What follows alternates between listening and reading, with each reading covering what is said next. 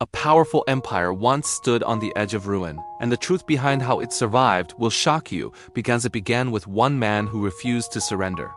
People today know Rome as a great empire, but few understand how close it came to total destruction when Hannibal Barca marched from Spain to Italy with bold courage and fierce ambition. Imagine waking up to news that your strongest enemy had crossed snowy mountains with elephants, soldiers, and a plan so daring that even Rome could not predict what came next. Hannibal crossed the Alps with a force many thought would die on the frozen cliffs, yet he reached Italy alive, shocking Rome and surprising every leader watching from far lands. Rome expected him to collapse, but Hannibal struck first at Trebia, where he trapped Roman legions in icy waters, showing the world that skilled planning could beat raw numbers easily. After Trebia, Hannibal marched again and crushed Rome at Lake Trasimene, where fog hid his troops, creating an ambush so perfect historians still call it one of history's greatest surprises. Thousands fell at Trasimene, and panic spread through the Roman Republic because people feared Hannibal would soon storm their capital and burn their homes before anyone could understand his tactics fully. But the real shock came at Cannae, where Hannibal executed a double envelopment that wrapped Roman forces like a closing fist, destroying tens of thousands in one single brutal day. This defeat was so terrible that according to some Roman writers, families searched endless fields for their loved ones, finding only shields, broken armor, and the silent bodies of fallen soldiers everywhere. Rome should have collapsed that day, but something strange happened because instead of surrendering, the Romans grew colder, tougher, and ready for ideas that would change their fate forever. They stopped direct battles with Hannibal and avoided traps, choosing slow grind over glory, a method that confused enemies because Rome acted patient for the first time in this desperate war. But patience alone would not save them, and this is where a new figure entered the stage, a young commander named Publius Cornelius Scipio, later known as Scipio Africanus. Scipio studied Hannibal's tactics since childhood and reportedly believed the only way to beat this master was to think like him, strike like him, and even break rules like him. When the Senate feared more losses, Scipio suggested a bold plan that shocked many because he wanted to attack Carthage's lands in Spain instead of chasing Hannibal across Italy repeatedly. People doubted him, but Scipio pushed forward, training troops carefully, building loyalty, and preparing them to fight with speed and cleverness rather than old Roman methods that failed earlier. He surprised Carthaginian forces in Spain, winning key victories that cut Hannibal's support, and each success weakened Carthage slowly, pulling the war away from Italy carefully and quietly. Scipio's moves were so sharp that some elders whispered he was becoming a Roman version of Hannibal, using surprise, speed, and mind games to turn battles before swords even clashed. This shift changed momentum because Rome felt hope again, and more soldiers joined Scipio, trusting his vision even though powerful senators doubted his ability to confront Hannibal directly. Meanwhile, Hannibal remained in Italy for years, winning hearts of some local groups but losing supplies, allies, and reinforcements because Scipio's victories in Spain slowly strangled Carthage's strength. The war turned into a test of endurance, showing that even genius commanders cannot survive without steady support, and Hannibal's long campaign began to face cracks many never expected. Rome gained control over Spain, gaining silver mines, troops, and confidence, and this new power allowed Scipio to suggest an idea that would change the entire direction of the conflict fast. He wanted to strike Africa itself, forcing Carthage to recall Hannibal from Italy, and this plan was so daring that advisors argued fiercely, claiming it could end in disaster for Rome. But Scipio believed bold risks were needed, and he said Rome could not keep running from Hannibal forever, so he convinced enough leaders to grant him command for the African mission. When Scipio sailed to Africa, he carried soldiers who trusted him deeply because they felt his strategy brought fresh hope, new purpose, and a sharp direction that Rome desperately needed then. Landing in Africa shocked Carthage, and Scipio began forming alliances with local leaders, weakening Carthage's hold over its lands, slowly shifting the power balance that once seemed impossible to change. Carthage sent armies to stop him, but Scipio defeated them using fast strikes and clever formations, proving Rome could win again on foreign soil, even under heavy pressure from enemies. These victories terrified Carthage's rulers, forcing them to send urgent messages calling Hannibal home, and this moment marked the beginning of the final chapter that both sides feared greatly. Hannibal returned to Africa after years in Italy, reportedly feeling both pride and deep sorrow because he had come so close to breaking Rome but could not finish without support. When Hannibal stepped on African soil, people gathered to see the legendary general who once frightened Rome yet now stood preparing for a final battle that would decide everything forever. Scipio prepared his men carefully, knowing Hannibal's mind worked like a blade, sharp and unpredictable, and he practiced new formations to counter elephants, cavalry, and the layered tricks Hannibal loved. Both armies stood on the wide plains near a place called Zama, and the world held its breath because this battle would decide the future of two ancient powers struggling for survival. The sun rose over the fields, shining on shields, spears, and lines of soldiers who understood this fight would not just set a victor but also reshape the world in deep ways. Hannibal arranged his elephants in front, hoping to break Roman lines early, but Scipio opened lanes for them, letting the massive beasts rush harmlessly through instead of crushing infantry completely. This clever move shocked Hannibal's front ranks because the elephants caused confusion among Carthaginian sides instead, giving Scipio a quick advantage in the earliest moments of this historic battle. But Hannibal's infantry still pushed forward with fierce strength, carrying years of frustration and hope, fighting with a determination shaped by long struggles in foreign lands far from their distant homes. Scipio watched the pressure form in the center and signaled adjustments, shifting units with calm precision because he knew Hannibal always waited for one mistake to open a deadly trap. As dust rose higher, Roman cavalry returned from the flanks, striking Carthaginian sides with speed, showing how Scipio copied Hannibal's own past methods and turned them against their master brilliantly. The battlefield roared with screams, metal, and dust, and both commanders looked for small openings, understanding that a single moment could decide the fate of entire nations standing behind them.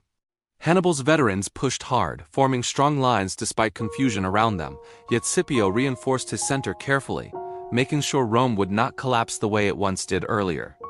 Then came a sharp shift as Roman cavalry swept behind Carthaginian troops, closing gaps and pressing from the rear, creating the same deadly motion Hannibal once used at Cannae successfully. This moment shocked many watchers because Scipio used Hannibal's greatest move against him, forming a crushing shape that trapped Carthaginian forces between Roman units on all sides completely.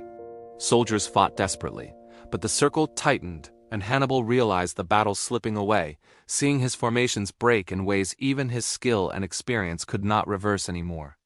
Some ancient accounts say Hannibal stood silently as the defeat unfolded, understanding he faced a commander who learned deeply from him and used those lessons to reshape the fight entirely.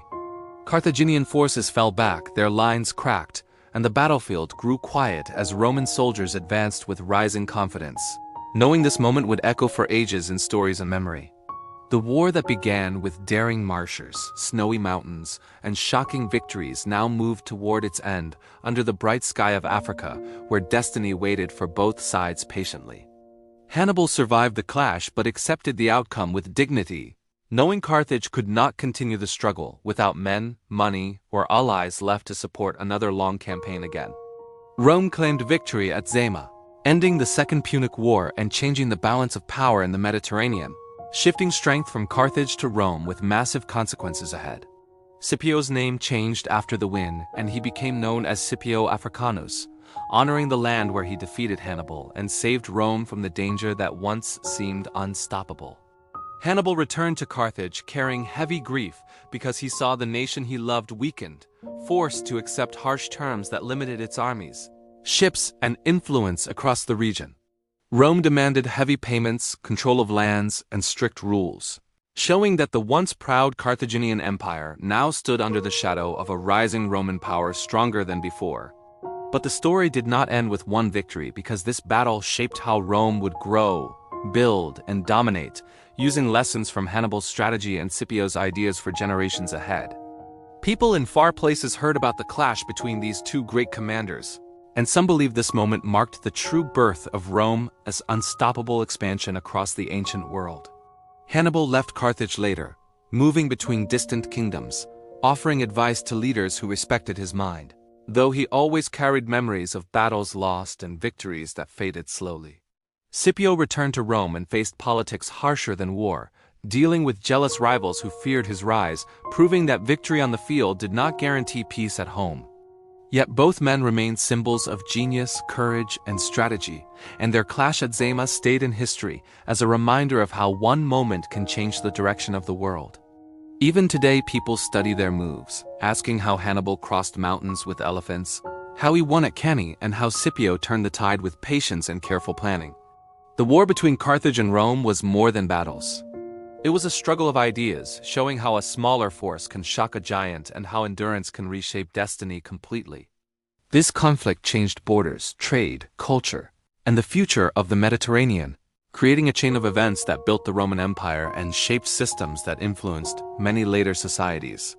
But hidden inside these famous stories is something deeper, a truth about how nations rise, fall, and fight for survival in ways that echo across time and still speak to us clearly.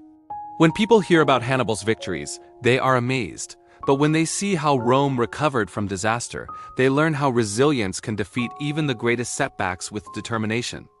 This war also shows how brilliant minds can both inspire and terrify, as Hannibal's tactics amazed armies but also pushed Rome to transform into something far stronger and more disciplined. Scipio's rise reminds us that new leaders can emerge during dark times, shaping futures with bold ideas while others hesitate, proving how courage and learning can change history forever. Hannibal's long journey teaches that even genius cannot overcome endless obstacles alone, showing how alliances, supplies, and support matter as much as skill when facing powerful empires. Rome's patience after Cannae reveals that survival sometimes depends not on strength, but on avoiding traps, staying calm, and waiting for the right moment to strike back effectively. People who study this war see how every step connected, from snowy mountains to African plains, showing that even distant events can shape the future in ways no one expects. The battle at Zama served as the grand turning point where Hannibal's brilliance met Scipio's growth, and the clash carved a new path for ancient power across vast lands. Rome became confident after Zama, building roads, armies, and systems that helped it rise high, while Carthage struggled under restrictions and heavy debt that drained its spirit slowly. Hannibal warned his people that Rome's rise would continue if they failed to adapt, but politics silenced him, pushing him into exile where he watched events from afar sadly. Scipio, once celebrated as a hero, also faced challenges because some leaders feared his fame, showing how rivalry within nations can cause tension even after great victories. But history remembers them as two giants whose minds shaped strategies still studied by armies, showing how ideas can outlive empires and continue teaching long after the warriors fade. The story of Carthage and Rome stands as a lesson about ambition, resilience, and fate, teaching how choices on battlefields can echo across centuries and influence distant generations deeply. When we look at ancient maps, the marks of this war remain clear, showing how one conflict shifted power and created the pathways that shaped many later cultures and nations. This story also reveals how a single war can change trade, technology, politics, and identity, influencing people who never saw the battles but lived within the world they created. Rome continued expanding after Zama, believing its discipline could guide destiny, while Carthage lived with memories of former strength, holding stories of a proud past now fading.